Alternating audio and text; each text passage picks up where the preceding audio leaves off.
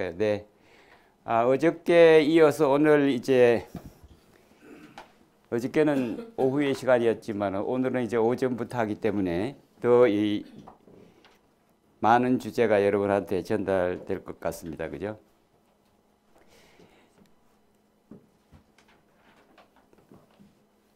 내부 통제가 뭐냐 이럴 때 일반적으로 우리가 내부 회계 관리다 이렇게 축소된 개념으로 우리나라에 도입이 되고, 통제라는 말에 대한 이제 10년 전 국회의원들의 의식 수준이 그 정도 수준밖에 안 됐다. 그렇죠? 우리가 이 10여 년 전에 이 법을 받아들일 때의 우리나라의 수준은 내부 통제가 뭔지를 모르는 그런 상태로 출발했다. 이렇게 생각하시면 좋겠습니다.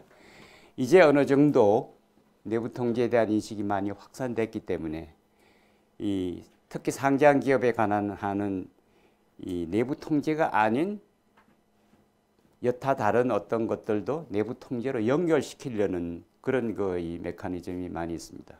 그래서 오늘 이 내부 통제에 관련되는 이제 그 주변을 좀 더 이제 들여다보기 위해서 이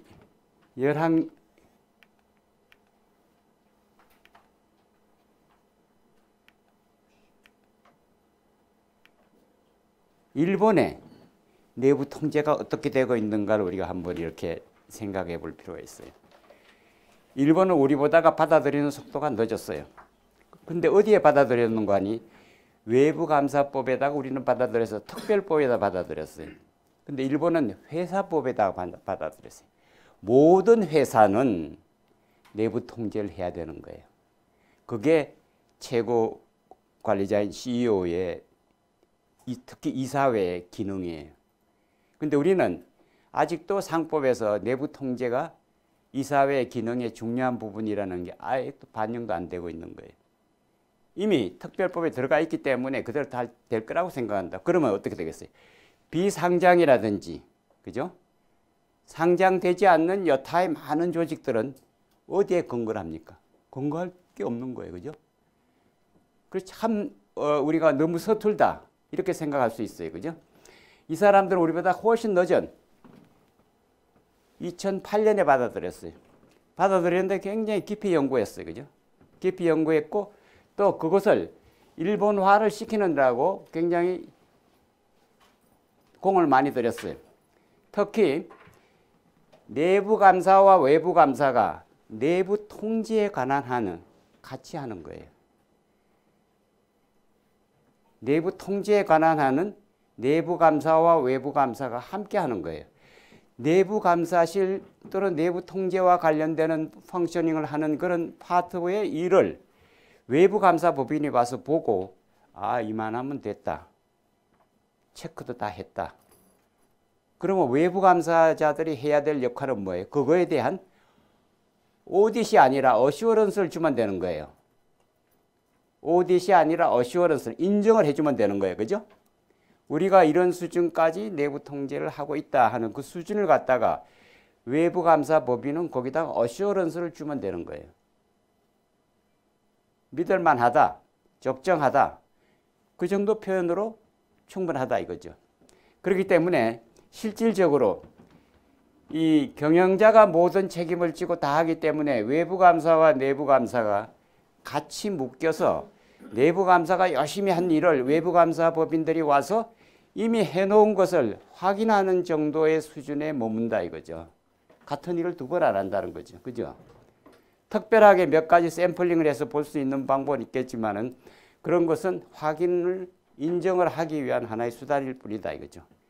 이 점에서 우리는 출발점부터 일본과 다르다 이렇게 한번 생각해 볼 필요가 있고, 특히 우리가 따라가야 될 것은 내부 통제 중심으로 일본은 감사가 싹 바뀌었어요. 지금 감사의 트렌드가 내부 통제 중심으로 싹 바뀌었어요. 왜? 내부 통제를 들여다보면 여러분이 목적하는 바가 있잖아요. 전략에서부터, 그죠? 또 업무 운영에서부터 보고, 그 다음에 컴플라이언스. 사실은 컴플라이언스는 구독점입니다. 컴플라이언스는 마지막 구독점이에요. 그죠? 그러니까 이 컴플라이언스가 어떻게 보면 모든 것의 구독점에 해당되기 때문에 이 구독점이 단계에서 바로 제대로 됐는가 아닌가에 대한 내부적인 의견 수렴이 끝나는 거예요. 그죠? 그래서 이 내부 통제의 큰 프레임 중에서 전략과 운영과 보고와 마지막 준수, 컴플라이언스. 이 컴플라이언스가 구독점을 찍는 거예요. CEO가 컴플라이언스 팀에서 봤다. 이러면 그걸로 어느 정도 신뢰를 갖고 지나갈 수 있어요. 가장 대표적인 예로 이 시티뱅크에서 시티뱅크 이제 미국의 체어맨이 일본에 와서 일본의 은행의 어떤 이제 대표자를 만나는데 거기에 선물을 뭘 가져갈 건가?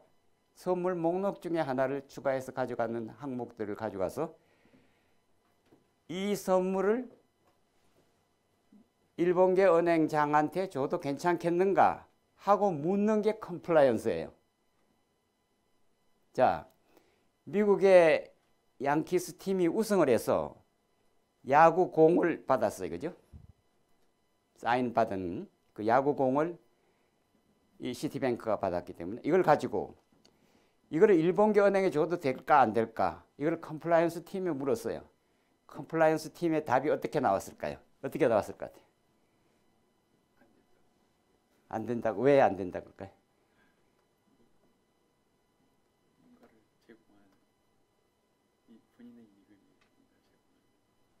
굉장히 정확하게 말씀해 주셨어요. 굉장히 이것은 valuable한 거예요. 그죠? 시장 가치가 아니고 희귀한 거예요. 희귀한 것이기 때문에 얼마예요? 굉장히 invaluable한 그 가치를 형성할 수는 없지만은 주는 거에 의해서 상대의 마음을 움직일 수 있는 요소에 가까운 걸로 보는 거예요. 그래서 컴플라이언스 팀에서 노합니다. 노합니다. 아주 마이너한 거죠. 마이너한 거죠. 그죠? 전적으로 얘기 드린다면은 선물을 주고받지 말라는 얘기예요. 그죠? 선물을 방문한다고 예방한다고 뭘 갖고 다니지 말라는 거죠. 제가 이제 산업은행 프랑크푸르트에 이제 현지 법인이 있을 때에 제가 그걸 설립을 했기 때문에 설립 과정에서 독일계 은행 감독원을 방문하는 상황이 생겼어요. 독일계 은행을 방문한다 이제 본부에서 이제 임원이 오셔서 이제 그렇게 가겠다고 하는 그런 스케줄 짜서 갔는데 한국에서 도자기를 가져왔어요. 한국식으로 하면 도자기가 괜찮아요. 그죠? 우리의 물품으로 상징적이잖아요. 도자기를 가져왔는데 도자기를 가지고 그 감독원을 가서 내놨어요. 어떻게 됐을 것 같아요? 어떻게 됐을 것 같아요?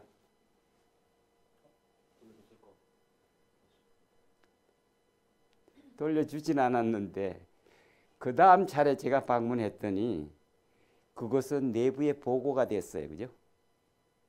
그 도자기를 한국경은은행에서 이걸 가져왔다.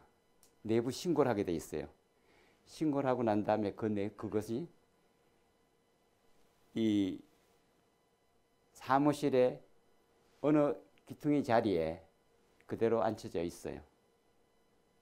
받기는 받아요. 디스플레이 해야 돼요. 그죠? 공적인 재산이 되는 거예요. 재산 목록에 들어간 거예요. 그죠?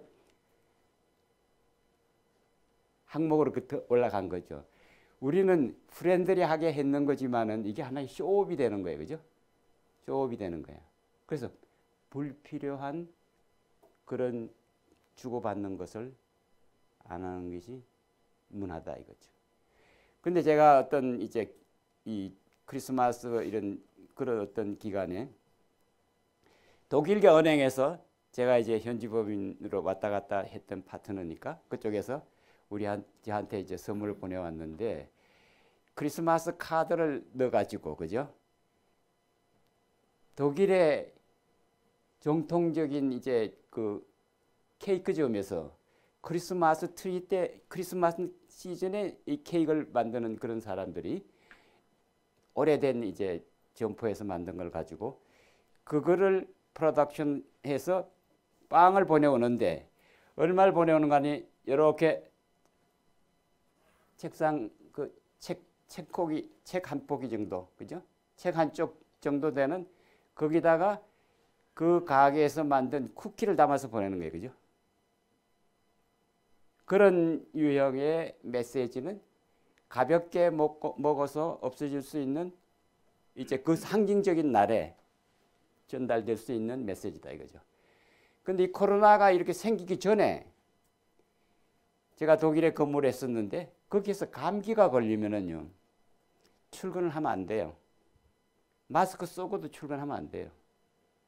왜냐면 감기는 유전병이에요. 우리 코로나뿐만이 아니에요. 옆에 사람이 감기가 걸린다든지 애가 감기가 걸린다든지 부인이 감기가 걸리고 남편이 감기가 걸리면은 옮겨가게 돼 있어요. 그죠? 집 안에서도 옮겨가게 돼 있고 그 감기가 걸린 애를 학교에 보내면 안 돼요. 우리 애가 있었는데 애를 학교에 보내면 학교에서 가라고 그런다고. 그러면 뭐가 되는 거 아니? 학교에 일주일간 거의 못 가는 거예요. 그리고 일주일간 쉬면 일주일 후에 그 선생이 방과 후에 다시 개별 교육을 시켜주는 거예요. 지난 일주일에 있었던 보충 교육을 해주는 거죠. 그리고 직장의 경우는 감기로 못 가게 되면은 의사의 처방전이 있는 서티피킷을 자기가 출근할 때 가져가야 돼요. 그게 하나의 그 프랙티스예요. 그래서 감기가 걸린 상태에서 가지 말아라.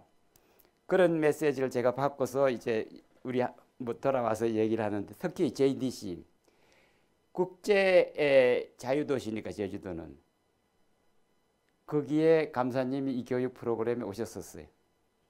그 감사님이 국제 자유도시에는 국제적으로 해야 된다. 그러면서 감기가 걸린 사람은 집에서 쉬어라. 사실은 쉬는 거하고 감기약 먹는 거하고 시간이 지나면 똑같이 낫게 돼 있는 거예요, 사실은. 그죠? 그런 처방전이 있기 때문에 이 JDC의 경우는 이 코로나 이전에부터 감기가 걸리면 아예 출근 안 해도 되게 돼 있어요. 처방전으로 의사의 처방을 갖서 내놓는 식으로. 그러니까 어떻게 해요? 모든 게 문화에 우리가 앞선 것은 우리가 따라서 배워줘야 되는 거예요. 불필요하게 의심스럽게 이렇게 느껴질 수 있는 거는 서로 주고받지 않아야 돼요. 가칭 뭔가 최소한의 성의를 표시한다면은 크리스마스나 설이나 명절에 뭘 보낸다 그러면 굉장히 상징적으로만 보내다 이게 상징적으로. 그죠? 아주 상징적으로 가까운 친구 사이에 카드와 함께 보내주는 정도. 그거 이상의 것은 아무것도 없다 이거죠. 어떤 것도. 그러니까 우리 뭐 도자기라든지 양키 우승팀의 사인이 든 볼이라든지 이런 거는 안 되는 거죠. 그래서 그런 점을 한번 생각해 보신다면은 이 가지고 있는 것을 있는 그대로 표현하는 것이 내부 통제의 지향점이고 사고가 생기면은요, 일본은 사고 생길 경우에 나와 있어요. 기업의 스캔들이 대응하기 위해서 근본 원인을 파악하는데 내부에서 파악하지 않고 외부에다가 맡겨요. 외부 전문가한테. 우리 조직에 문제가 생겼어요. 이거는 우리가 해야 돼요. 우리가 받아들여야 돼요. 내부에서 파헤치자면 참 어려워요. 이쪽 있는 팀하고 저쪽 팀하고 뻔히 평상시 아는 사이고 뭐 등등 있고 쉽게 발견될 수 있지 않는 그런 이슈를 가지고 사내에 분쟁을 일으키면 거꾸로 대내외적으로 크게 불만을 효과만 나타나기 시작한다 이거죠. 빠른 속도로 제3의 위원회를 구성해서 독립성이고 중립성, 전문성이 확보되는 방향으로 소위원회를 만든다 이거죠. 내부 사람도 들어가고 외부 전문가도 들어가고 객관성을 띌 수 있는 사람들이 참여하게 한다 이거죠. 사실 이 돈은 별로 안 듭니다. 스포트라이트로 탁 빨리 빠른 속도로 해결해야 되냐. 오래 갈 필요가 없는 거죠. 이슈가 너무 오래 끄는 거 좋지 않죠. 또 컨피덴셜하게 빨리 처리할 필요가 있죠. 그렇죠? 그렇게끔 제3위원회를 통해서 하고 있는 그런 특징이 있어요. 그래서 일본에서의 특징을 본다면은 삼각형 모양의 통합감사다. 삼각형 모양의. 위에 사령탑이 있고 아래 발이 있고, 그죠? 그래서 외부의 전문가를 내부의 전문가와 함께 문제를 해결하게끔 끌고 가는 아주 가벼운 거지만은 어느 순간에서는 상당히 의미 있는 행위로 볼 수가 있어요. 그죠? 그래서 그런 관점을 생각해 보시고, 내부 회계 관리에 이제 미비점이 나타난다 그러는데, 많은 단순한 미비점 또는 좀 큰 문제점, 더 큰 문제점, 그렇게 되면 뭐 아무것도 안 되겠죠. 그죠? 아무런 문제가 없는 경우, 그래서 적정 의견으로 갈 수밖에 없는 건데, 사실은 1번이나 2번에 여기에 판단하는 이 카테고리에 원칙이 미준수됐다, 이런 얘기는 사실 할 수가 없어요. 저 LG그룹에서 하고 있는 걸 저는 얘기를 해줘서 또 다시 공감하게 되는데, 우리가 미준수라는 게 없어요. 사실은 미준수가 뭐가 있겠어요? 없어요. 사실 미준수면은 벌써 문제가 됐어, 이슈가 된 거입니다. 그죠? 미준수가 일어날 수가 없는 거죠. 또 미비하다는 거는 가볍게 보면은 뭐가 있을 수 있는 것 같긴 한데, 이것도 사실은 별로 없는 거예요. 그냥 규정대로 안 됐다, 그 정도 얘기는 할 수 있다 이거죠. 이런 정도 얘기를 하기 위해서 회계법인이 우리한테 차지하는 비용이 너무 비싸요. 회계감사 비용은 괜찮아요. 그런데 내부 회계 관리에 관한 비용을 별도로 우리는 내는데, 우리는 너무 많이 내요. 왜 많이 내겠어요? 우리가 제대로 갖춰져 있긴 한데, 갖춰져 있는 게 어떻게 작동되는지를 그 사람들은 보기 위해서 이제 이 모니터를 하는 그런 목적으로 그 시간이 많이 드는 거죠. 그래서 내부에서 이렇게 많은 시간을 들여서 이렇게 했다 하는 기록을 가질 필요가 있어요. 내부 회계관리팀에서는. 내부 회계관리팀에서는 우리는 상반기, 하반기에 각 부서별로, 팀별로 이런 많은 사람이 들어가서 몇 사람이 달아맹겼고, 몇 사람이 이렇게 평가를 했고, 몇 사람이 이것을 의논을 개진했다, 총 연인은 몇 사람이다, 이렇게 주장할 필요가 있다 이거죠. 그것만큼은 거꾸로 회계감사 비용에서 다운시킬 수 있다 이거죠. 일본식으로 우리가 접근할 필요가 있다 이거죠. 내부에서 한 거는 분명히 깎아야 되는 대상 요인이 되는 거예요. 그래서 우리나라의 감사 비용이 잘못 책정이 되는데, 뭐 5천만 원이다, 1억이다, 2억이다 이렇게 책정이 되는데, 사실 그 비용에 회계감사 비용도 그렇고 또 이 내부 회계 관리에 관한 감사 비용도 그렇고, 실제로 일한 시간만큼, 일했는 볼륨만큼 돈을 주게 돼 있어요. 그 처음부터 뭐 2억이다, 3억이다, 뭐 1억이다 그렇게 얘기를 우리는 사인을 하고 있어요. 지금 그렇게 하는 게 아니에요. 일한 만큼 줘야 되는 거예요. 그럼 일했는 만큼 해야 되니까 어떻게 해요? 내부의 감사팀에서 외부 감사팀이 우리 회사에 와서 일할 스케줄을, 연간 스케줄을 내부 감사팀이 받아야 돼요. 현재 우리나라의 분위기에는 그게 잘 안 돼 있는 경우가 대반이에요. 지금 돼 있지 않죠, 그죠? 사실은 외부 감사팀이 감사를 하고 계시잖아요. 그 실장님이 하시다가 보면 거기 어떻게 돼요? 외부 감사팀이 감사 일정을 가져가야 돼요. 감사팀이 언제부터 언제까지 대강. 그러면 그 기간에 해당되는데 뭐를 보겠다. 그리고 거꾸로 이분들이 CEO 방이나 CFO 방이나 또는 CEO나 CFO와 함께 어느 골프장에 가서 골프를 친다 이거예요.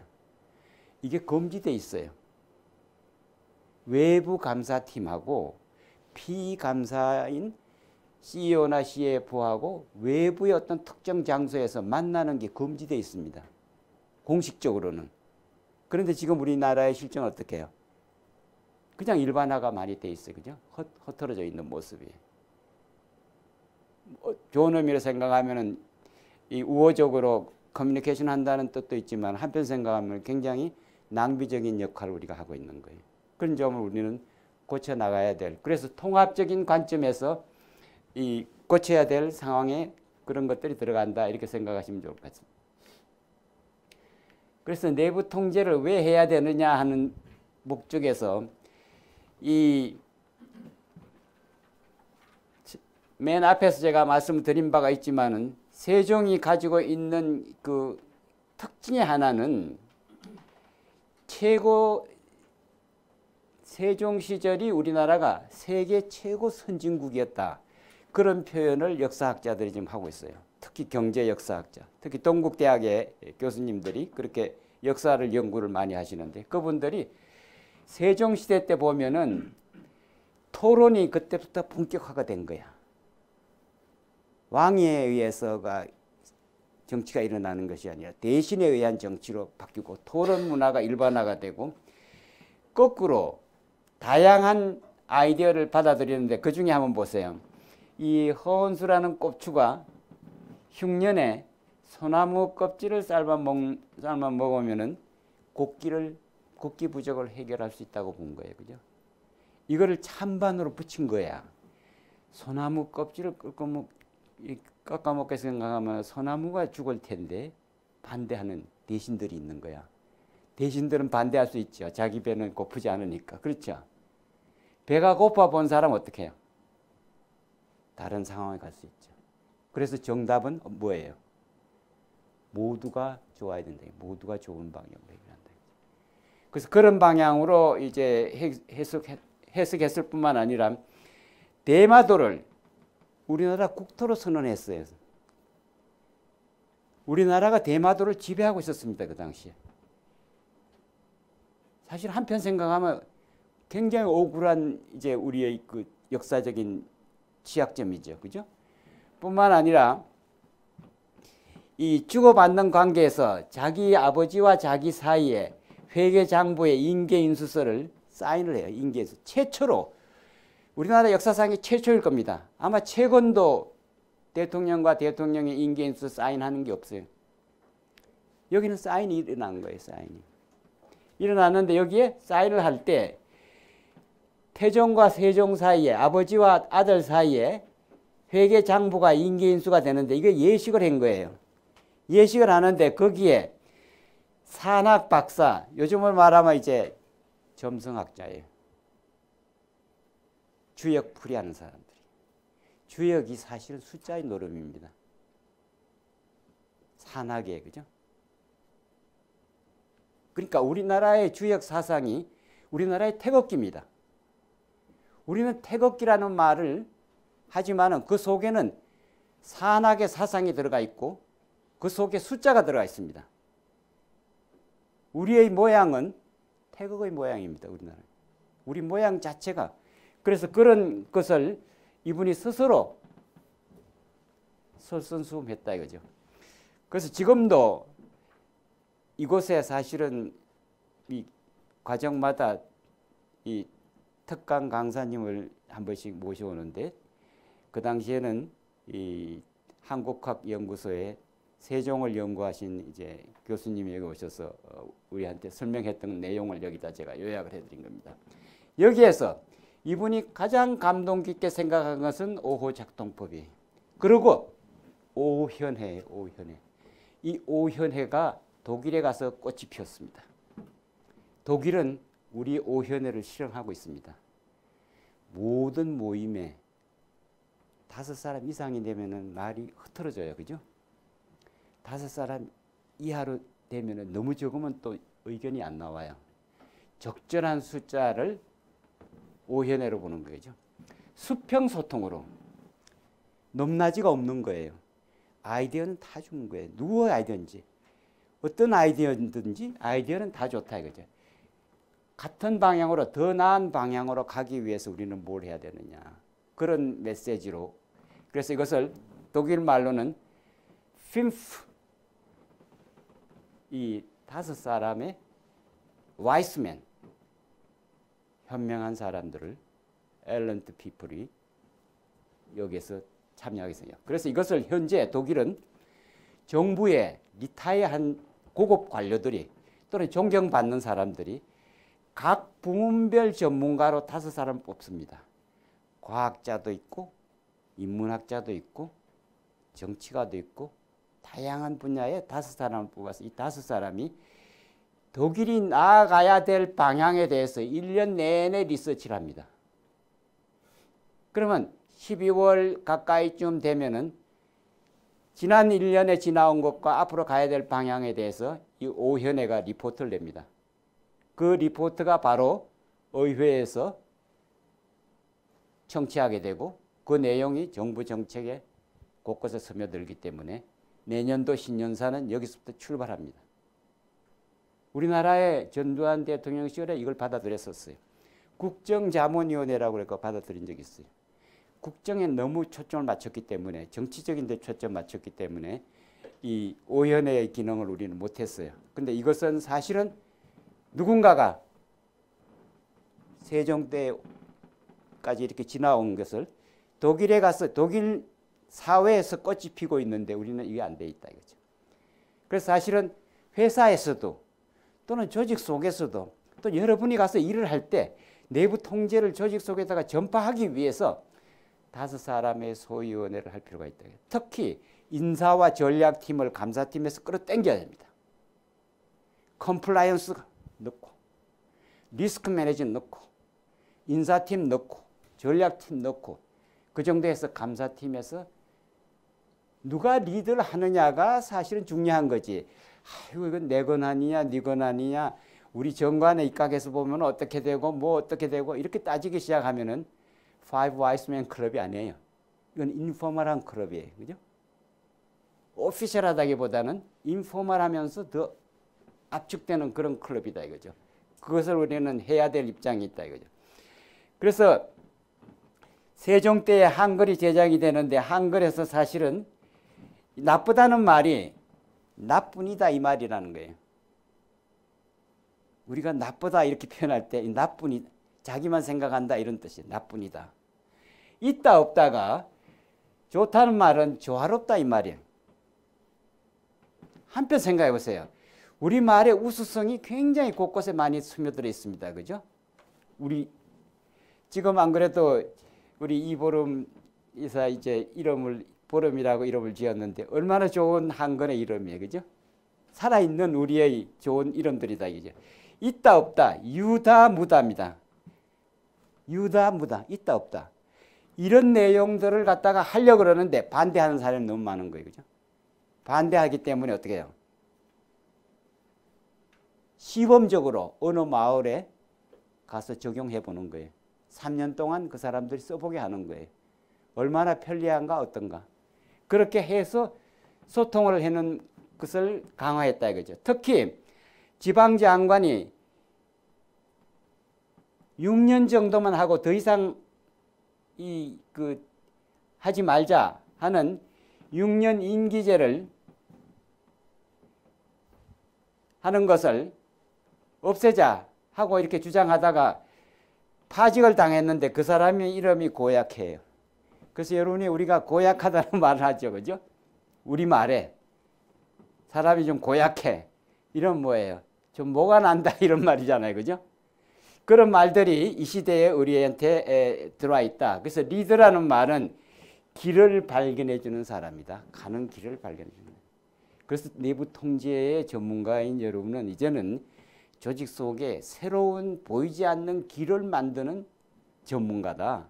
그런 소명의식을 가지면 굉장히 의미가 있을 거다 이렇게 생각이 됩니다. 그죠? 그래서 제가 그 내부 통제에 가장 잘된 셀프 멘토링에 가장 잘된 자기가 자기 거를 제일 잘 소화시킨 가장 최선의 사람의 한 사람을 우리를 뽑는다면 우리나라에서 사실은 안중근 의사가 아니냐. 안중근 의사가 아니냐. 그래서 사실은 제가 이 남산에 그 안중근 기념관이 있는데 거기서 1년에 한 차례씩 그 안중근 이 기념 사업에 해당되는 사람들의 그 뜻을 모아서 이제 하는 그 볼런티어를 훈련시킨다. 그래서 홍보대사다 이렇게 그 교육을 거치고 나면은 홍보대사다 이런 말을 써요. 근데 사실은 그 메시지를 제가 가서 거기서 1년 동안 배웠거든요. 그래서 나는 우리 저 감사님들 이제 또 우리 여기 서울에 계시는 분들은 저녁 시간에 특별하지 않으면 그 시간이 아마 목요일 저녁으로 제가 알고 있는데 그 저녁 시간에 일주일에 한 번씩 저 교육을 한번 받으시면은 상당히 의미 있는 우리의 역사를 다시 한번 되새길 수 있는 그런 계기가 되지 않을까. 그래서 제가 저 교육을 받으면서 여기다가 접목을 시키는 입장이기도 한데 누군가가 하겠지가 아니라 내가 해야 된다 이거야. 그죠? 누군가가 해야 되는 게 아니라 내가 조직 속에 내가 해야 된다. 자기가 해야 되겠다는 결심을 하는 분이 바로 안중근 의사다. 셀프 멘토링이에요. 누가 하라 그런 게 아니에요. 자기가 한 거예요. 자기가 자기를 한 거죠. 저기서 들어보면은 이 젊은 나이에 자녀도 있고 가족도 있고 또 잘 사는 부잣집이었어요. 김구가 안중근 의사 댁에 가서 기거했어요. 김구 씨는 굉장히 불행한 사람이에요. 가난한 집안에서 태어났어요. 그리고 안중근 씨한테 글을 배웠어요. 김구가. 안중근은 상당한 레벨의 기초교육을 뿐만 아니라 한학은 어릴 때부터 태어나면서 또 받기 시작하잖아요. 교육에. 그런 교육을 제대로 받아서 20세, 20살까지 올라가서 이제 나이도 들고 이래서 결혼도 하고 자녀도 가지고 이런 상황이 생겼는데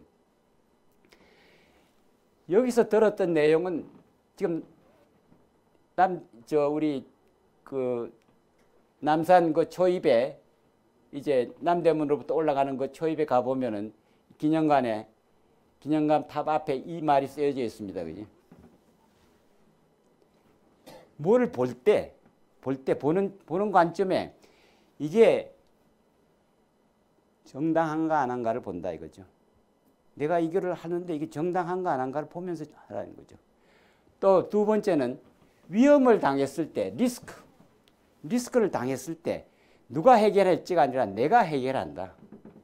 조직에 리스크가 있다 이거죠. 내가 해결한다. 나서라 이거죠. 나서 자기가 거기다가 자기의 명을 자기 생명을 거기다가 던져라 이거죠. 리스크가 있다 이거죠. 내가 뛰어들어서 그걸 해결한다 이거죠.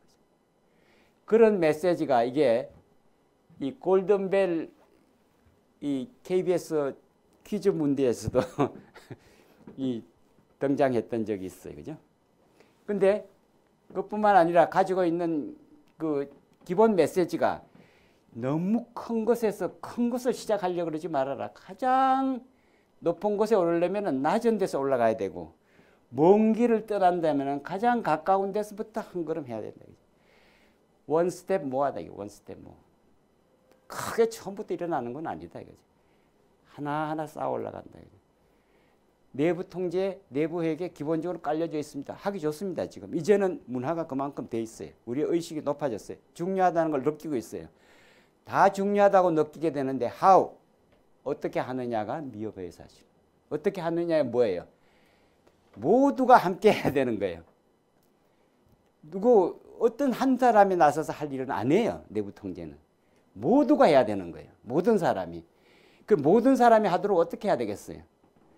이런 정신을 갖추지 않으면은 모든 사람이 할 수 없는 거죠. 그래서 이 부분을 한번 유심코 여러분들하고 나누고 싶어서 여기다가 이렇게 한번 던져놨으니까 한번 생각해 보시기를 부탁합니다. 이 마지막 자기 어머니가 그 나라를 위해서 딴 마음을 먹지 말고 죽어라. 자기 어머니가 마지막 보낸 편지의 내용이 저겁니다. 저런 내용을 쓸 수 있는 그 어머니도 위대한 겁니다. 그죠? 그 어머니도 위대한 거예요. 정말 누가 저렇게 솔직한 얘기인데 저런 생각을 감히 어떻게 했을까 이런 생각을 저는 우리 그 교육받는 과정에서도 저게 질문이 많이 나왔어요. 어떻게 저런 생각이 뿌리에서 솟아났을까? 기초부터. 그래서 그 점에 대해서 안중근 사상이 우리의 그 내부 통제 입장에서 본다면 굉장히 중요한 일이다. 절대 안 되는 일은 없다고 생각하고 이루어질 수 있다는 긍정적으로 한번 모든 걸 본다. 그래서 사실은 내부 통제의 리스크는 긍정적으로만 봅니다. 부정적으로는 생각하지 마세요. 그렇기 때문에 이 시간 이후에 리스크라는 말은 쓰시면서 긍정적으로만 생각하라게. 부정적으로는 쓰지 말아라. 써야 된다면 부정적일 때는 위험이라고 해도 좋지만은 긍정적으로 쓰시기를 부탁드린다 이거죠. 그래서 그런 내용의 얘기를 좀 드리고 싶고 여기 쭉 좀 지나가겠습니다. 사실은 이제 코소의 이 5개 요소와 17개 원칙과 또 100여 개에 가까운 각 조직의 특성에 맞는 항목들을 열거하는 것은 그는 누구나가 다 할 수 있는 거예요. 누구나가 다 체크해보면 다 되고 다 할 수 있는 거예요. 그걸 이미 깔아놓는다는 것은 비기너가 어떻게 접근해야 되느냐 방향을 제시해 주는 거예요. 가르침을 주는 잣대죠.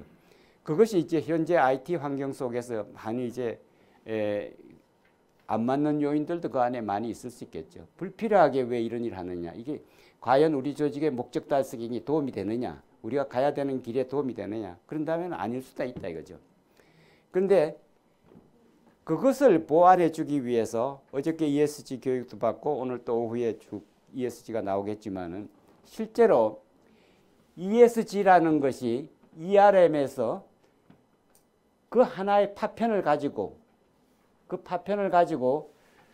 특히 이제 세계의 비즈니스 그 카운슬에서 이 ESG라는 컨셉을 보고받기 시작한 거예요.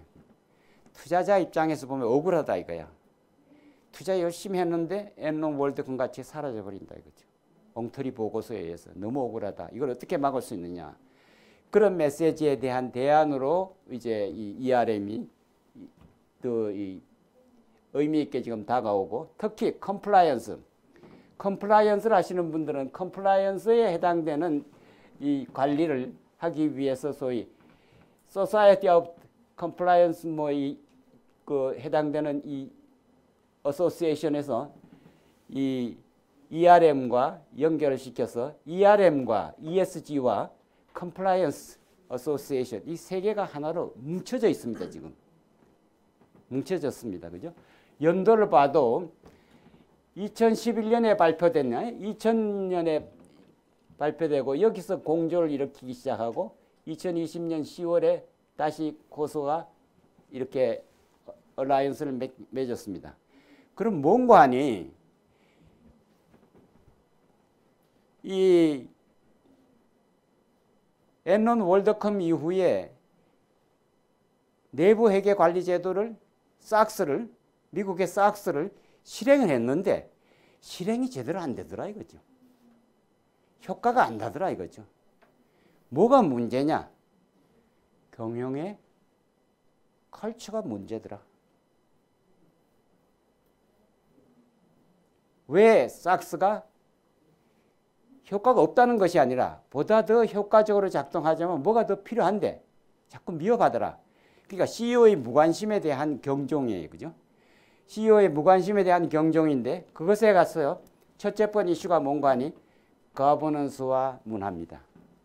자, 거버넌스와 문화를 업그레이드 해야 된다. 체크리스트에 체크해가지고는 아무 소용이 없다. CEO 앞에 갖다가 보고해 놓으면은 적정하고 적정 보고를 해갖고 다 지나가는 거. 그런 진정한 의미에서의 그런 표현은 아니겠지만은 국제회의에서 본다면은 체크리스트, 체킹 박스의 시대는 같다. 체킹 박스의 시대는 같다.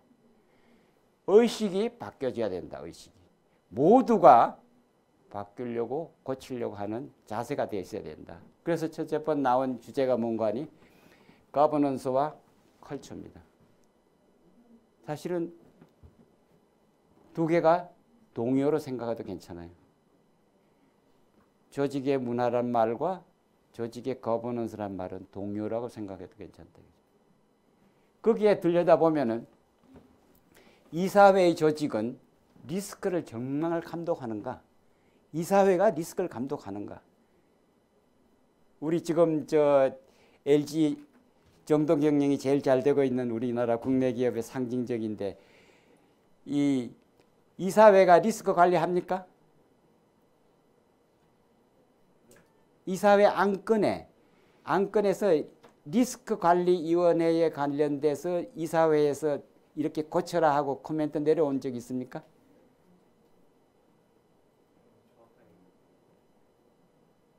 이사회의 기능이 우리는 지배구조이기 때문에 이사회를 지배구조로 생각하기 때문에 이 이해관계자를 생각하는 것이 아니라 주주가 행위를 하는데 도움이 되는 그 이외에는 나머지는 그렇게 중요하게 생각을 안 하는 경향이 있어요. 사실은 이사회가 리스크를 주제로 해서 얘기를 하느냐 이거죠. 리스크를 주제로 해서 얘기를 하느냐. 리스크를 감독하느냐. 여기에 리스크 오버사이트란 말에다가 언더라인 하시고 이제는 이사회가 리스크 오버사이트를 해줘야 된다. 최소한 이사회에서 한두 번이라도 리스크에 관해서 얘기를 꺼내줘야 된다는 거지. 그죠? 리스크에 초점을 맞춰서 어떤 안건이 논의가 됩니다. 그 안건에 여기에 리스크가 뭔데 더 잘하는 방법 있지 않느냐. 현재 내놓은 안보다가 더 잘하는 방법 있지 않느냐. 이사회에 올라온 안건 보다가 그 내용 보다가 더 좋게끔 하는 방법이 없느냐. 그 생각을 자꾸 하라 이거죠. 그 생각을. 이렇게 다운턴이 아니고 다운스트림이 아니고 업스트림으로 생각하라 이거죠. 더 좋게 하는 방법이 왜 없느냐. 그런 식으로 오버사이트란 말에다가 언더라인 하시면 좋겠어요. 왜? 우리는 그것을 전체적으로 또 깊이 다 할 수는 없어요. 그러니까 나는 이게 리스크 같은데 어떻게 생각하느냐 이런 식의 메시지를 통해서 리스크에 관련되는 어텐션을 하기 시작하면은 이것은 보완하는 게 어떠냐, 이것은 좀 더 심의를 깊이 더 한번 논의하는 게 어떠냐 하고 얘기할 수 있는 기회를 준다는 거죠. 두 번째 보시면은 그런 전략과 비즈니스 목표를 추구하는 조직을 갖고 있느냐. 사실은 바로 이것이 바로 내부 통제의 팀을 만들어야 된다 하는 것을 여러분이 연상하셔도 좋아요. 그죠? 이 오퍼레이팅 스트럭처의 전략과 비즈니스 목표를 추구하는 운영 조직을 만드는가. 아마 이 말은 지금 5요소 또 17개 원칙 속에도 일부 말은 담겨져 있기는 해요. 그런데 이렇게 적나라하게 들어가 있질 못해요. 새롭게 만드는 거니까. 그게 이 5요소 17원칙이 나온 그 이후에 이것이 지금 업그레이드 돼 나온 거니까. 그죠? 또 바람직한 문화를 정의하여서 그 문화를 실현하는가. desired culture란 말에다가 언더라인 해보세요. desired culture. 자, 우리가 가지고 있는 이 문화가 이대로 괜찮은가? 우리 조직은 이런 상태로 괜찮을까? 좀 더 다르게 그 좋은 방향으로 바람직한 형태로 바꿔야 될 필요는 있지 않는가? 그런 정도로 한번 생각한다 이거죠. 또 핵심 가치에 대해서 확실하게 약속하는 게 이 핵심 가치가 바로 가치관입니다. 그죠? 핵심 가치관.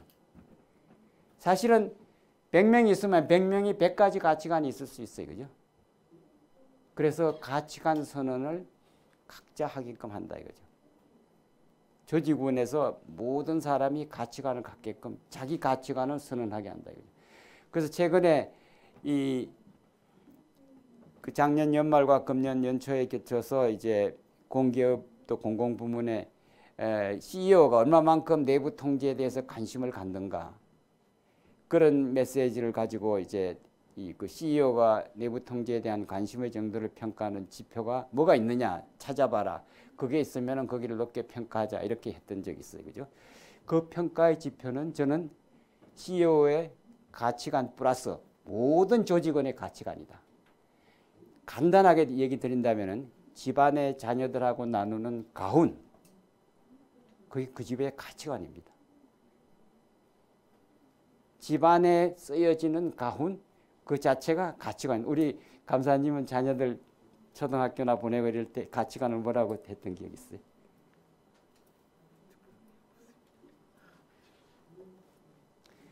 지금 초등학교 다니시는 분들은 가치관을 부모 가정의 가치관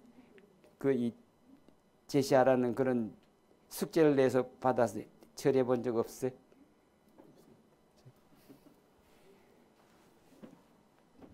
바로 이것이 코어 밸류에 해당되는 항목으로 우리한테 와닿아 있어요. 그래서 여기에 책자 속에 제가 샘플링을 하나 넣어놨어요. 웅진 코웨이의 윤석검 회장의 가치관을 여기다 넣어놨어요. 한번 우리가 챙겨볼 만한 메시지이기도 해요. 이 아래 또 보시면은 유능한 직원을 채용, 교육, 유지. 자, 유능한데 뽑아놓으면 어떻게 돼요? 유능하지 않을 수 있어요. 재훈련하고 그것을 더 발전시켜 나가는 거예요. 사실은 뽑혀지는 순간부터 교육을 해야 된다는 거죠. 뽑혀지는 순간에. 그래서 북구에서는 뽑혀진 순간부터 지금까지 교육했는 모든 비용들을 쌓아서 재무제표에 주로 표시를 해요. 그 금액만큼이 뭐예요? R&D예요. 우리도 한번 생각해 볼 필요 있어요. 뽑아서부터 지금까지 그 사내 쭉 교육 프로그램에 들어간 돈, 직접 일을 하면서도 교육을 받지만은 이런 목적으로 이렇게 나와 있잖아요.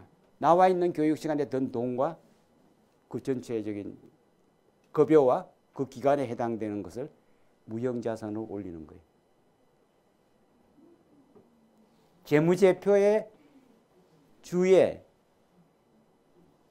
교육 훈련에 든 비용을 뽑아서 그 사람을 계속 관리하면서 이후에 든 모든 비용들을 별도로 계산해서 R&D로 올려준다 이거죠. 그래서 그랬던 것도 한번 여기다가 연결시킬 수 있고, 두 번째는 전략이란 말과 목표 설정은 같은 거다. 동의어다. 전략이 있다는 것은 미래입니다. 그죠? 목표는 뭐예요? 미래잖아요. 전략은 보다 더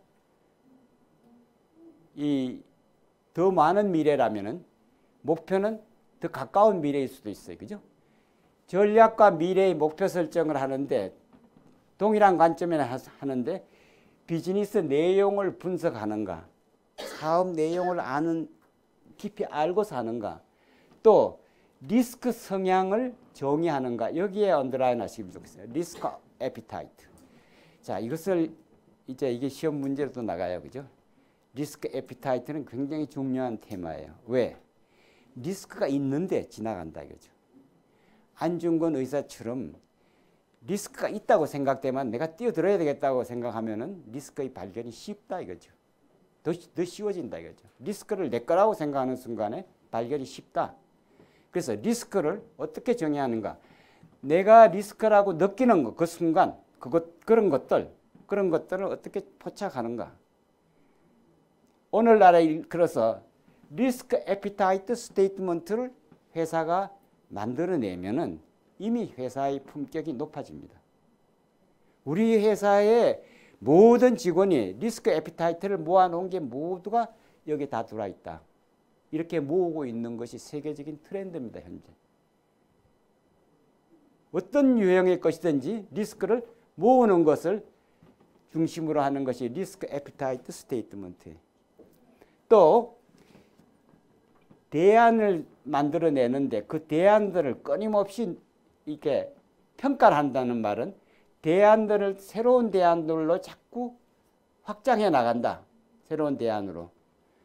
그리고 비즈니스 목표를 수립했을 뿐만 아니라 그것을 추진하는 과정에서도 가야 될 방향에 대해서 여러 단계의 새로운 형태의 리스크를 감지하고 있는가. 여기에 쭉 보면은 이 네 가지의 항목이 리스크와 별개의 것은 하나도 없어요. 리스크를 염두에 둔 목표고 리스크를 염두에 둔 일들이에요. 그죠?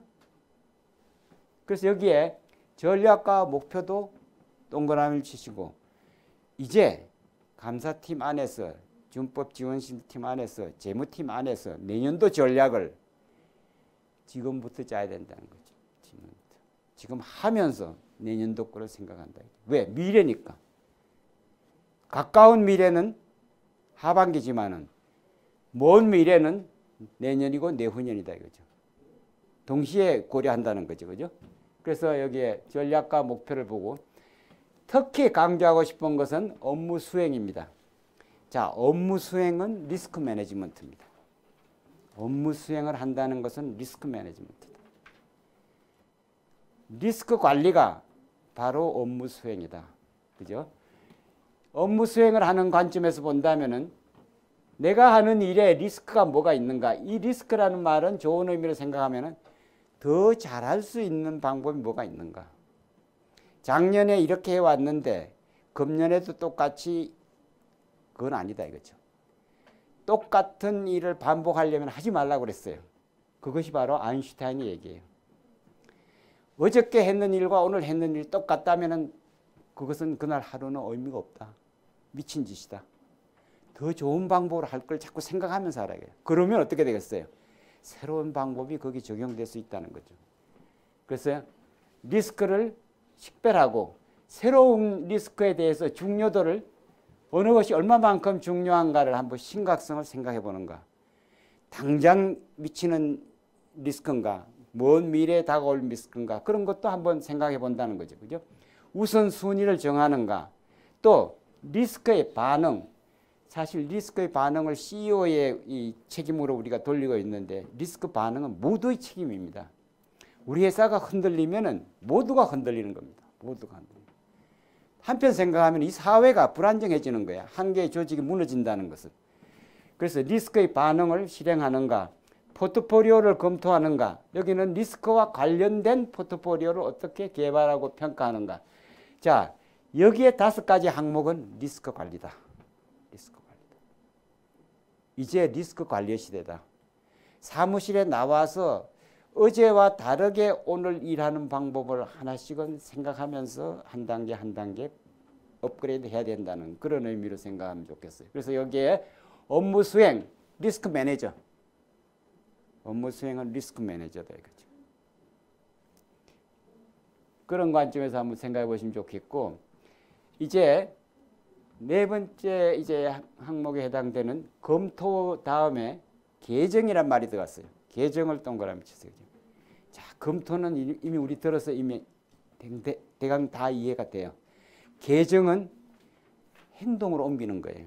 행동으로 옮기는 거예요. 그죠? 개정. 자, 개정을 하느냐 아니냐가 검토의 뜻입니다. 그죠? 실질적인 변화를 가져오는, 여기다가 얹어놔요. 실질적인 변화. 열심히 했는데 변화가 하나도 없으면 안 되잖아요. 실질적인 변화가 뭐냐? 실질적인 변화가 뭐고, 리스크와 업무 성과를 연결시켜서 검토를 하는가. 그 다음에 마무리 단계에서 리스크 관리에, 전사적인 리스크 관리에 임프루브먼트란 말에다가 얹어놔요. 임프루브먼트. 개선이 없으면 일을 안 한 겁니다. 그죠? 안 한 것과 같다는 거죠. 어제하고 오늘하고 똑같은 일인데 개선이 없었다 그러면 오늘 별로 일한 가치가 하나도 없다. 그래요. 조직 발전에 또 내 스스로의 가치에도 별로 도움이 안 됐다 이거죠. 자, 임프루브먼트가 중요한 키워드로 지금 등장했습니다. 개정을 하면은 임프루브먼트로 연결시켜야 된다. 개정은 임프루브먼트로 연결시켜야 된다. 어떤 검토가 있고 어떤 회의가 있고 어떤 액션이 있으면은 반드시 그 결과는 좋은 방향으로 임프루브먼트가 있어요. 그렇게끔 느끼는 분위기라도 있어야 된다는 거죠. 그죠? 그런 분위기라도 있어야 된다. 그래, 그런 관점에서 한번 생각해 보시면 좋겠고, 특히 지금 5 요소와 17가지 원칙, 그쪽에서는 정보와 소통이란 말로 축약되어 있지만 여기서는 보고라는 말을 굉장히 강조해요. 이건 아주 정말 별표를 한 2개 정도 해봤어요. 그죠? 보고. 이제 여러분이 돌아가서 저나 여러분이 어떤 상황이든지 간에 보고를 할 때는 그 보고된 내용은 반드시 실행을 전제로 해서 보고해 줘야 된다. 그죠? 언제 할지 모른다. 그런 보고는 안 해도 괜찮다. 실행이 될 수 있는 거. 실행 불가능한 보고는 의미가 없다 이거죠. 그죠? 실행 가능한 보고를 하라. 실행 가능한 보고를 하기 위해서 정보와 기술을 활용하는가. 사실은 오늘 이 곳곳에 이제 조간신문에서도 많이 나타나고 또 여러분도 체험하고 있겠지만 GPT가 이제 새로운 시대를 열기 때문에 이제 지식 추구형 공부는 별로 필요하지 않다. 궁금하면 찾아보면 된다. 궁금하면 찾아보면. 그냥 4개 중에 고르기 그건 뭐 그냥 궁금하면 찾아보면 된다는 거죠. 그죠? 지식과 기술을 우리는 GPT를 정말 이제 이 GPT를 토요일, 일요일 무료로 국가에서 정부에서 합니다, 지금. 여러분이 인터넷 사이트를 찾아보면은 토요일, 일요일 프로그램에 무료로 하는 프로그램이 있다 이거지. GPT에 관해서. 그 프로그램을 여러분이 찾아서서 웬만하면 듣기를 권하고 싶고, 이제 동영상을 볼 때 GPT는 최소한 하루에 한 번 정도는 보시라 이거죠. 또 궁금한 것도 최소한 하루에 한 번씩 질문해 보시라 이거죠. 그렇게 좀 여기에 이와 관련돼서 정보를, 리스크 정보를 혼자만 알고 있지 않고 누구와 더불어 나누는가. 정보는 나누어야 효과가 있다. 그죠? 정보를 나누는가. 그런 관점에서 한번 생각해 보시고, 그 다음에 리스크와 문화 업무 성과를, 여기에 업무 성과를 보고하는가. 업무 성과를 보고하는가에다가 리스크와 문화와 업무 성과를 서로가 보고하는가. 자, 리스크, 컬처, 이 퍼포먼스, 이 세 가지 트랙에 해당되는 것을 서로가 보고하는가. 내가 누구를 윗사람한테는 보고하지만 옆에 동료한테는 안 알릴 수 있어요. 그죠? 또 아래 직원들한테, 아래 같은 동료가 아닌 다른 부서에 있는 사람들한테 안 알릴 수가 있다. 그죠? 알려라 이거죠. 알릴 수 있는 범주까지. 알릴 수 있는 범주까지 알려주라 이거죠. 그래서 여기에 보고의 범위가 전방입니다. 그죠? 전방이. 리스크를 줄이고 이 UERM을 실시해 나가는 관점에서 본다면 ESG의 이 환경 속에서는 이제 보고는 전방이다. 윗사람한테만 이 보고서 올라가면 됐다. 그런 시대가 아니다 이거죠. 아래도 가져야 되고 옆에도 가져야 된다 이거죠. 동료가 알아야 된다는 거죠. 내가 아는 것을 그대로 숨기지 말고 더 빠른 속도로 남겨주라. 그래서 이것을 조직에 어떻게 접목시킬 건가, 이것이 문제입니다. 그죠? 자, 한번 생각해 보세요. 이걸 어떻게 조직에 접목시킬 것인가. 첫째 번 해야 될 항목의 하나는 거버넌스가 리스크를 관리하게끔 하는 거예요. 거버넌스가 리스크. 윗사람이 리스크를 관리하게끔 한다 이거죠. 두 번째 온다면은 미래, 내년도 계획만 만들지 말고 내후년 계획도 있어야 되겠고, 내내후년, 최소한 앞으로 5년 내지 10년 정도의 회사 플랜이 있느냐. 5년 내지 10년 후에 회사의 어떤 모습이 될 건가. 지금 현재 그림을 그리고 있는가. 3년 임기의 CEO는 그걸 싫어할 수 있어요. 그러나 회사에 있는 우리 입장에서 본다면 5년, 10년 후에 이 모습은 어떨 것인가. 그죠? 3년, 5년, 10년 후의 모습은 어떨 것인가. 그림이 있는 것과 없는 것과는 엄청나게 다르다 이거죠. 스트래티지가 있느냐 없느냐의 문제다 이거죠. 그죠? 그런 점으로 한번 장기 플랜을 좀 중요시 여기는 방향으로 생각하실 필요가 있고, 또 그것을 기획 라인이나 이런 데서 만들도록 감사 라인이나 컴플라이언스 팀에서는 내부 통제 차원에서 우리가 더 좋은 회사로 가기 위해서 이것을 업그레이드 해야 된다. 이런 톤을 전하고 그 사람들이 하도록끔 하고, 여러분 스스로도 거기에 관여하면서 해당 자기 업무도 금년 내년이 아니라 3년 후, 5년 후, 10년 후에는 이 업무가 어떻게 벗어날 것인가도 연상하시면서 플랜을 하나, 있는 것과 없는 것에 엄청난 차이가 있다는 말씀을 드리고 싶고, 특히 일을 한다는 것은 더 좋은 기회를 놓치지 않아야 된다. 더 좋은 기회를 잡기 위해서 리스크 관리를 강화해야 된다. 리스크를 위험으로 생각하지 말고 기회로 생각하라 이거죠. 기회의 관점에서 리스크 관리를 하라 이거죠. 그리고 이제 문제가 된 게 있다면은 과감하게 좋은 방향으로 개선하라. 개선하라. 그죠? 이 레비지용이라는 이 독일어 말인데 영어로도 뭐냐 리비전으로 나와 있죠. 독일은 내부 감사라는 말을 레비지용이라고 그래요. 비전을 다시 세우는 거예요. 비전을 다시 세우는 거예요. 부정적발이 아니에요. 그죠? 부정이 아니에요. 비전을 어떻게 추진하고 있는가를 보는 거예요. 그죠? 레비지용이. 그래서 내부감사라는 그 표현을 오딧은 사라지고 레비지용으로 이름을 바꿨어요. 독일어 자체가 바뀌어져 버린 거예요. 독일 말 속에 오딧의 컨셉보다가 레비지용으로 가버렸다 이거죠. 왜? 생각의 의식을 바꾸기 위해서. 그죠? 좀 더 고칠 걸 찾아낸다는 거죠. 더 좋은 방향으로 가기 위해서. 그래서 이 레비지용이 시대가 왔다. 검토는 기본이고 검토를 넘어서 레비지용으로 그 시대 흐름으로 옮겨간다. 이 용어가 그런 대로 세계적으로 관심의 대상이 되어 있다는 말씀을 여러분한테 좀 공유하고 싶어요. 그죠?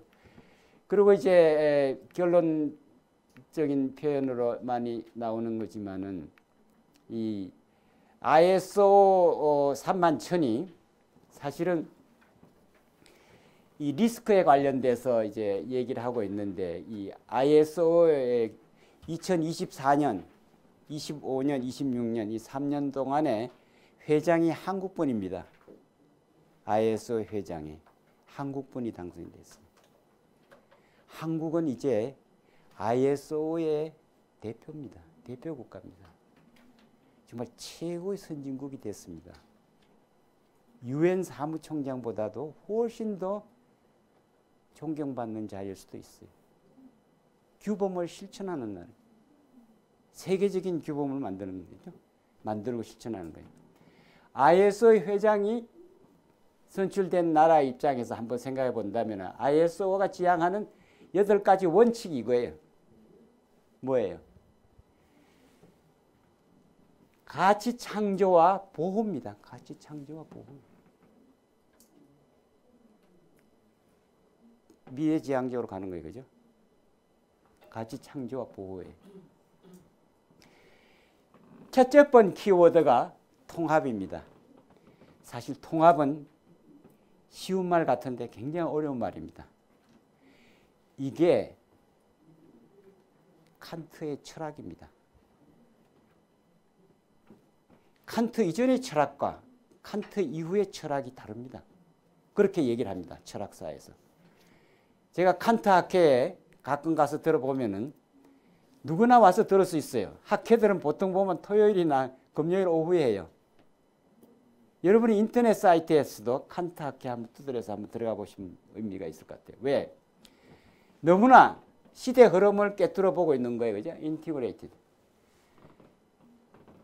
안중근 씨의 동양평화사상도 칸트의 영구평화론이 영구평화론의 핵심은 뭔가 하니? 인간 존중이에요. 그죠? 그리고 어떻게 해요?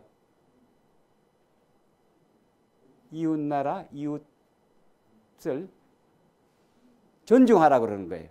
심하면 거꾸로 동물까지도 존중하라 이거예요. 식물도 존중하라 이거예요. 식물이 집에서 죽어요. 그죠? 화분을 여러분이 죽여보신 분도 계시겠지만은 사실은 식물도 아픔을 느껴요. 아픈 징조가 있으면 식물도 사라져요. 그죠? 모든 생물은 다 존중의 대상이다 이거죠. 그것이 바로 통합이에요. 자연과 무생물과 다 통합되어 있는 거다. 이 통합의 사상이다 이거죠. 그게 오늘날 EU를 탄생시킨 기본 가치입니다. 인티그레이션. EU가 통합된 이유가 우연한 게 아닙니다.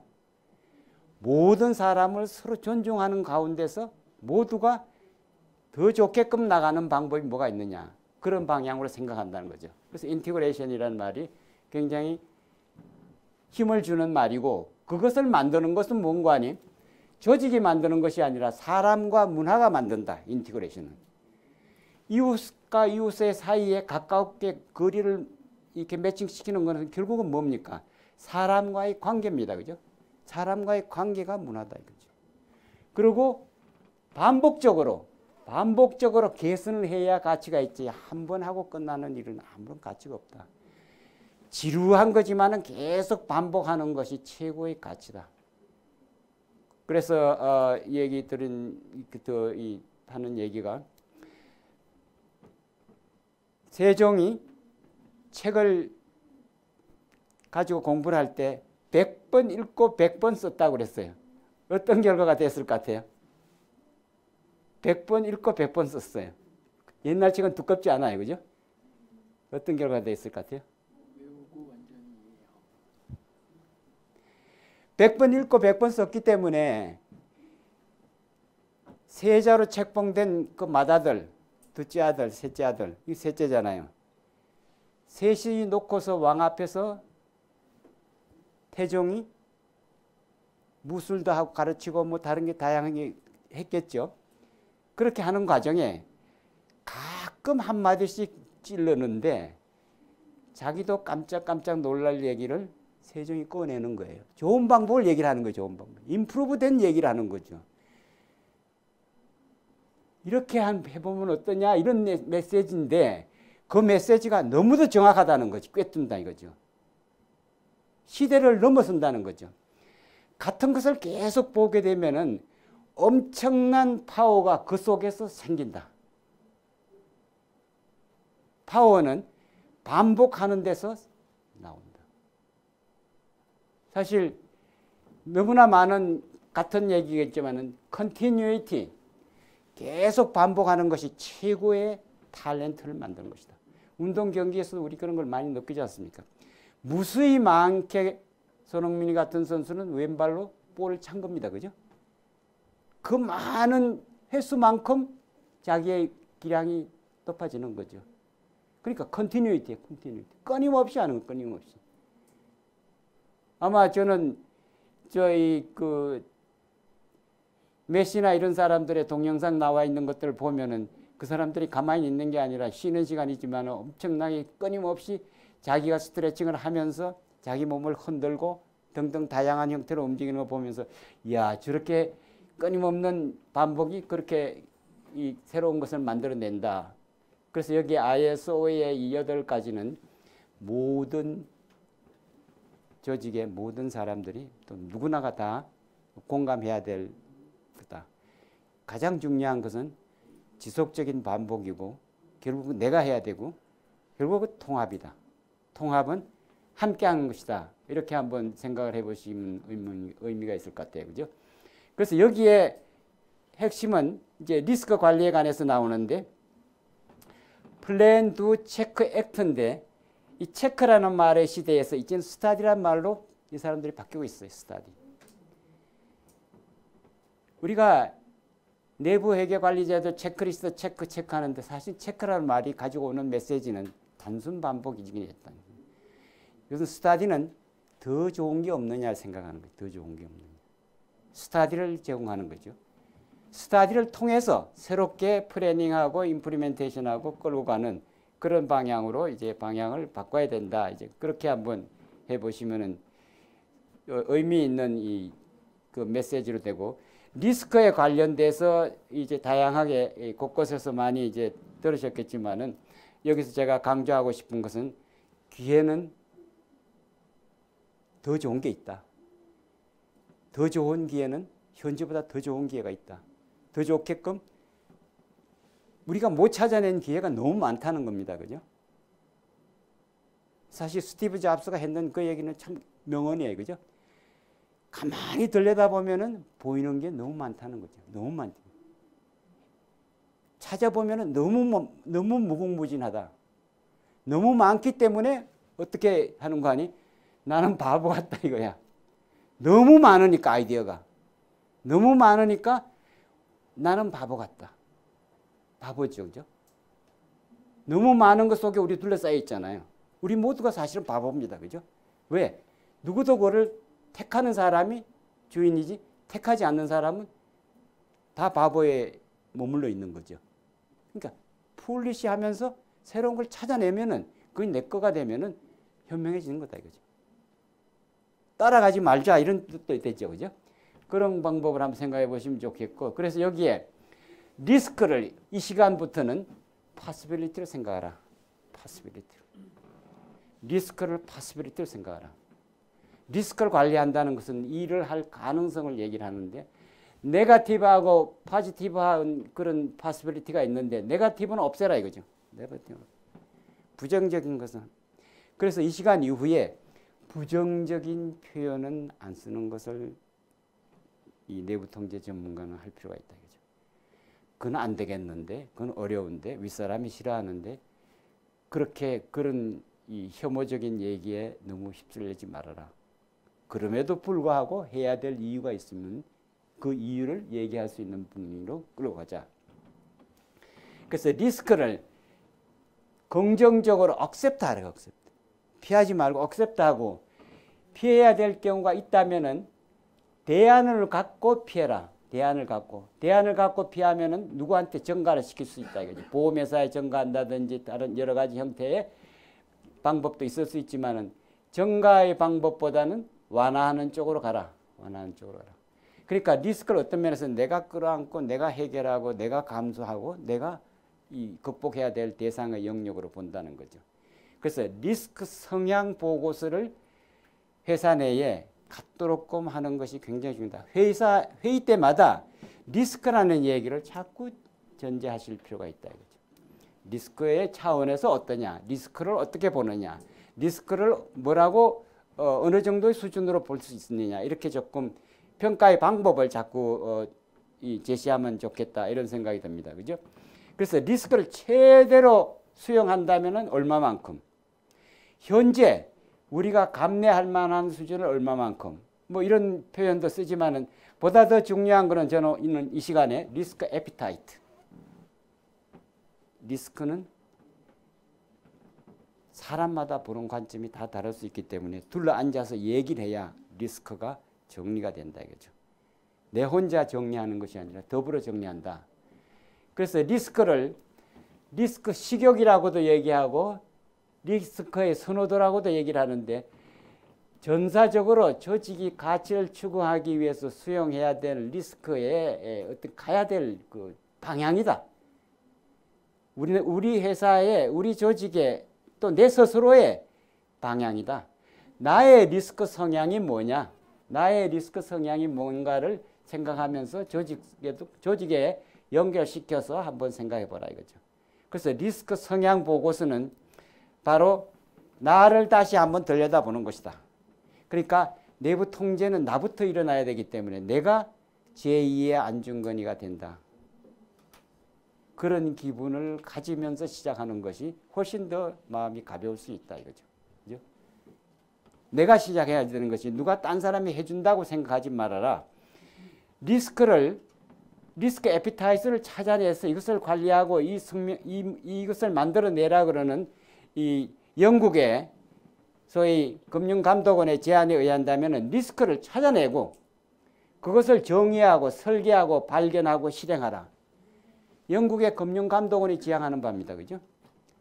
사실은 한편 생각하면 모든 사람이 리스크 중심으로 생각하고 리스크 중심으로 활동하라. 뭐 그런 메시지로 우리가 받아들여도 좋을 것 같아요. 그죠? 그래서 이것이 리스크의 정착력에 해당이 되는데, 지금 리스크 에피타이트와 톨러런스를 리스크를 이제 이 개별적인 리스크와 좀 더 확대된 개념의 리스크, 더 큰 확대된 개념의 에피타이트입니다. 자, 에피타이트는 얼마나 커요? 그냥 모든 것을 다 끌어안는 거예요. 모든 걸 다. 리스크 에피타이트는 모든 걸 다 끌어안는 것이다. 그죠? 리스크인지 아닌지도 모를 그런 애매한 상황일 때 그것을 리스크라고 인지하면은 그것이 바로 에피타이트다. 준비하는 거예요. 그죠? 준비는 그것이 뭔가 하니 품질을 높이기 위한 확실한 방법이다. ISO가 지향하는 바는 리스크를 좀 더 정치하게 찾아내서 관리해 나가자. 그런 의미로 ISO가 창립이 되어 있잖아요. 그죠? 그래서 리스크는 ISO의 지향점대로 우리가 간다면은 리스크를 문화 진단으로 가져온다 이거죠. 리스크를 문화 진단으로 가져온다. 조직 문화를 진단하는 방법. 그래서 사실은 리스크의 문화를 이제 우리가 든다면은 그 사람이 가지고 있는 태도가 리스크입니다. 그죠? 또 그 사람이 우리 조직이 움직이고 있는 집단적인 행동, 이 비헤이비어는 집단적인 행태입니다. 그죠? 남한테 보여지는 행동, 나타나는 결과물들. 그 다음에 조직의 어떤 문화라고 얘기하는데 이미 우리가 가지고 있는 내재적인 우리의 장점이므로 우리의 전통에 가까운 우리의 전문성이다 이거죠. 우리의 전문성. 그러면 어떤 관이 자신으로부터 출발해서 팀으로 확대돼서 조직에 연결돼 나가줘야 된다. 실제 제가 이 자료를 보면서 또 이렇게 제가 이렇게 강의를 준비하면서 느껴지는 핵심의 키워드는 우리 모두는 리스크 관리의 한 부품이다. 한 부품이기 때문에 끊임없이 좋은 방향의 생각을 많이 가져라. 그래서 여기에 나와 있는 표현에서 참 문제가 되는 것은 이거예요. 권력을 놓지 않으려는 이 CEO. 사실 권력을 놓지 않으려고 그래요. 그죠? 3년의 임기 뭐 등등 임기도 있지만은 여러 가지 임기를 떠나서 길게 지나치게 길게 보는 것도 피하고 자기 중심으로 볼 가능성이 많아요. 이것이 조직을 망가뜨린다는 거죠. 자기 중심으로 본다는 거. 그러니까 나쁘다 이런 거는 나뿐이다. 그죠? 그런 의미를 세종이 시대 때 했듯이 우리가 가지고 있는 나쁘다는 표현이 정말 좋지 않고 좋은 방향으로 조화로운 방향으로 가져야 되는 거고 특히 여기에 이제 중도 그룹이 그거는 이미 해봤는데 별로 효과가 없고 뭐 이러면서 여기서 중도적으로 여기서 차단해 버린다 이거죠. 근데 이웃 일본에서 이것을 완전히 타파했는 회사가 하나 있어요. 한번 우리가 생각해 볼 분은 일본의 아타리 회사는 어떻게 하는 거 아니에요? 조직원들이 CEO의 봉급을 결정하게 합니다. 조직원이 CEO의 봉급을 결정하게 합니다. 그러니까 모든 게 오픈되는 거죠. 조직원이 CEO의 사장의 보수를 결정하고 모두가 의사결정에 참여하는 최첨단의 벤처기업이다. 실제로 우리 국내에도 이렇게 일어나고 있어요. 마이더스 IT는 이미 모든 것을 팀 단위로 의사결정하게끔 내려놨습니다. 그죠? 금액이 고저가 없습니다. 팀 단위로 결정하면 그만 그대로 진행합니다. 정말 팀이 회사를 말아먹을 수도 있는 권한을 거기다가 주어놓고 있는 거죠. 그래서 그런 관점 한번 생각해 보시면 좋겠고, 제가 여기서 이제 얘기를 좀 이렇게 마무리를 하면서 정리할 만한 일은 사실은 이제 감사원과 내부통제학회가 지금 이 우리나라의 내부 통제 기준을 마련하기 위한 이제 그 학회의 이제 팀들이 여기에 강의를 쭉 참여하시는 분들이 참여하셔서 지금 이제 이 리서치를 하고 뭐 기준을 마련하려고 하는데 사실은 독자적으로 우리다운 것을 마련하기에는 코소의 5가지 이 요소와 이 17가지 원칙은 이미 아웃 오브 데이트예요. ERM이 반영이 안 돼 있잖아요. 그죠? 또 뿐만 아니라 이 리스크 애피타이트가 거기에는 몇몇 항목으로만 거치고 있어요. 그죠? 그래서 내부 회계 관리 제도에 들어있는 그 인프라는 그냥 기본 인프라니까 기본적으로 깔고 그 위에 우리가 빌드업 해야 될 것은 이 뉴 ERM과 코소 이 발표에 의한 그 리스크 애피타이트 스테이트먼트 그리고 현재 하나 더 추가되어 있는 거는 지금 서스테이너빌리티 내부 통제는 내부 통제인데 인터널 컨트롤은 컨트롤인데 서스테이너빌리티 리포팅 소위 인터널 컨트롤인데 파이낸셜 리포팅에 되어 있다면은 이것에 대해서 우리는 지금 내부 회계 관리에 머물고 있는데 이미 이것은 시대가 지났습니다. 세계적으로. 이미 할 회사들은 다 했어요. 다 끝났어요. 이제 우리가 지금 뭐 이렇게 야단 법석을 하는데 솔직한 얘기인데 우리는 아직 의식의 차원에서는 후진국입니다. 의식의 차원에서는. 세계 63개 국가 중에 53등에 속하는 부패 천국입니다. 부패 천국입니다. 이걸 어떻게 우리가 부패를 방지를 해줘야 되느냐. 사실은 서스테이너빌리티 리포팅으로 이미 시대의 흐름은 바뀌었습니다. 벌써. 이 시대는 가고 이 시대가 새로 떠오른다. 이 시대. 이 시대가 떠오르는데 이것에 대한 기본 인프라는 정말 여러분들의 미션이고 한 분 한 분이 가져야 될 어젠다다. 그래서 서스테이너빌리티 리포팅의 시대다. 재무보고가 정직해야 되는 것은 말할 것도 없고 CEO가 한마디 하고 난 다음에 반드시 그것이 행동으로 연결돼야 됩니다.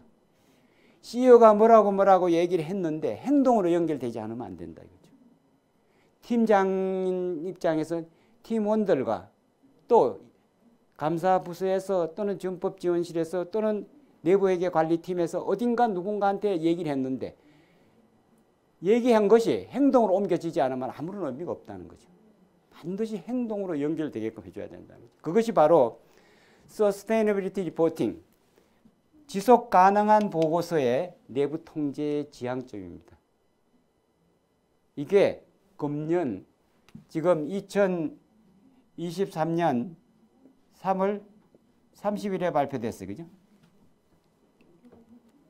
이미 여러 차례 곳곳에서 논의된 것을 취합하고 해갖고 이제 여기 나와 있어요. 그래서 이 책자의 뒤에 부록으로 여러분한테 제시되어 있어요. 그죠? 이 시대로 이미 가고 있다 이거죠. 이 시대가 왔는데 지금 아직도 우리는 파이낸셜 리포팅에 머물고 있다 이거죠. 이제 파이낸셜 리포팅은 기본이고 솔직히 얘기해서 파이낸셜 리포팅을 보고 투자하는 사람은 이제는 투자의 방향을 모르는 사람이에요. 재무 보고를 보고서 투자하면 안 돼요. 그죠? 비재무적인 정보를 보고 투자를 해야죠. 그죠?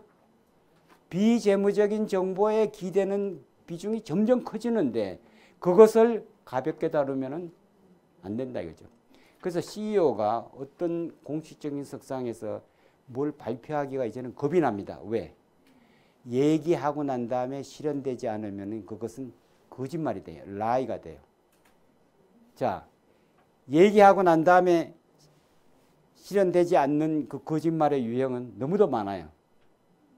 우리 사회는 거짓말 투성이의 사회입니다. 말한 것과 행동이 연결되지 않는 언행이 불일치한 사회의 틈바구니에 우리는 와 있다 이거죠.